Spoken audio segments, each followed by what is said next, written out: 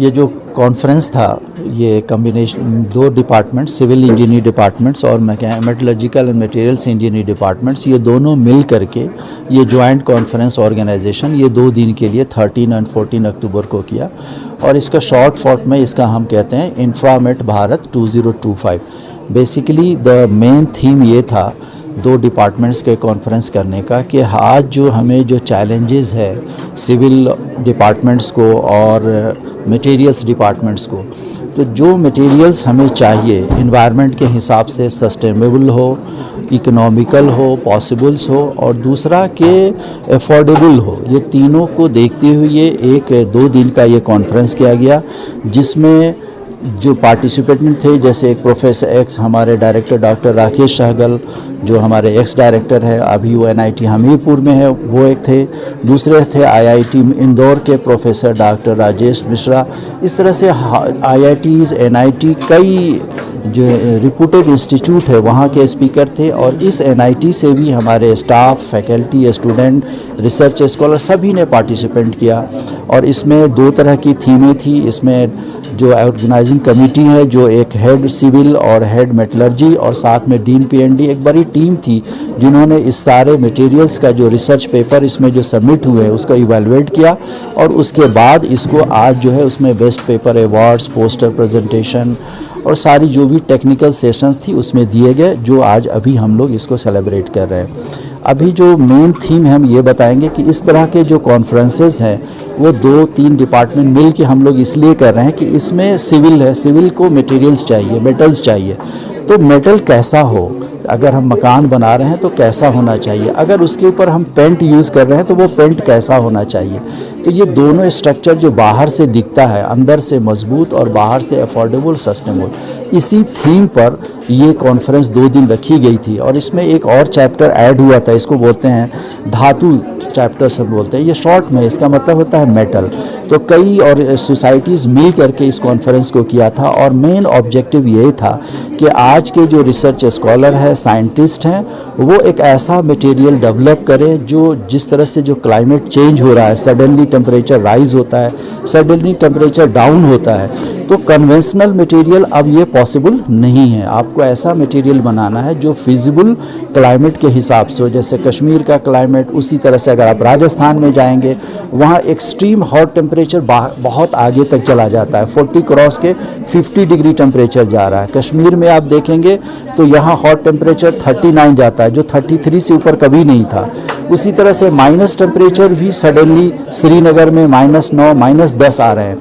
आपका लद्दाख में वहाँ भी टेम्परेचर भाग रहा है। उसी तरह से आपका गुलमर्ग है, वहाँ भी माइनस टेम्परेचर एक्सट्रीम हो रहा है। तो इस हालात को देखते हुए हमें अफोर्डेबल, सस्टेनेबल और फिजिबल मटेरियल डेवलप करना, उसी से रिलेटेड ये कॉन्फ्रेंस था और ये सक्सेसफुली अल्हम्दुलिल्लाह हुआ। और इसमें जितने भी पार्टिसिपेंट हिस्सा लिए, जिनको बेस्ट पेपर्स मिले हैं एक्टिविटी में, मैं उनको मुबारकबाद देता हूँ और उम्मीद करता हूँ कि आगे भी इस तरह से काम करेंगे और अपने फील्ड में आगे बढ़ेंगे। ये था हमारा ये थी।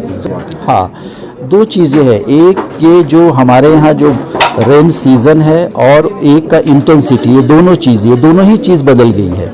जो हमारा जो कन्वेंशनल रेन सीज़न हम जिसको मार्च और अप्रैल कहते थे, वो एक्सटेंड होकर के आपका मई, जून भी गया, अगस्त और में चला, जो होता था वो अगस्त से सितंबर में चला गया।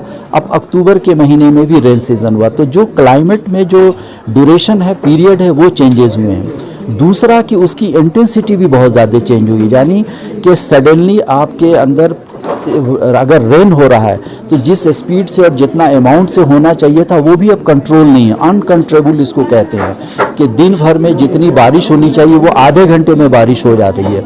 उसके वजह से आपकी रोड, आपके मकान और ख़ास करके जो पहाड़ है, पहाड़ के भी कई तरह के हैं, कहीं पे आपके सख्त हैं, कहीं पे कमज़ोर हैं, उनके ऊपर बहुत असरात पड़े हैं जो कि कभी इस जोन में नहीं था। इसको देखते हुए अब ये चैलेंज है हम लोगों के लिए कि अपने मकान और अपने रोड और सड़क इस तरह से बनाएं जो इसको रेजिस्ट करे।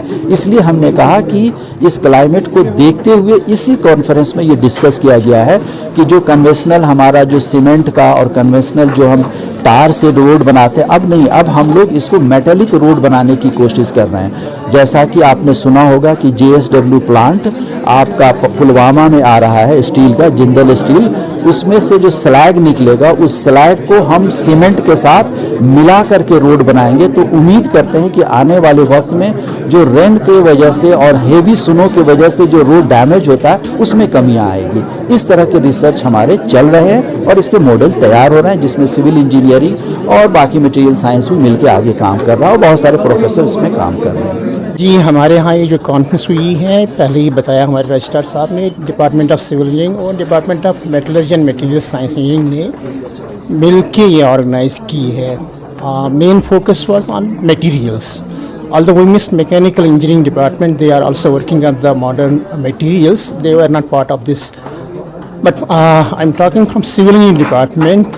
In civil engineering department, here we are using the new materials in transport, in structures, and in geotechnical, in slope stabilization also. In transport, here we are working mainly on macadam. We have issues in macadam, particularly in the cold region areas like Ladakh and also in Srinagar also.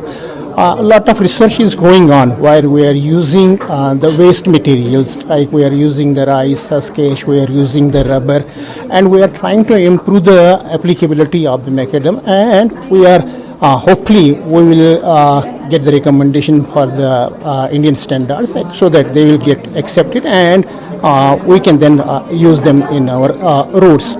Similarly, in case of structural engineering, we also have issues with concrete, mainly because concrete is considered to be very brittle. There also we use fly ash. We use fibers also. Now FRP is also very common, which we use in the retrofitting of the structures, particularly after damage.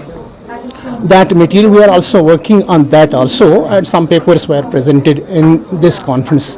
And I hope that whatever presentations we have made, our students, our research scholars, that will be helpful not to those participants, but that will be helpful to other researchers who are working at the national level or at the international level.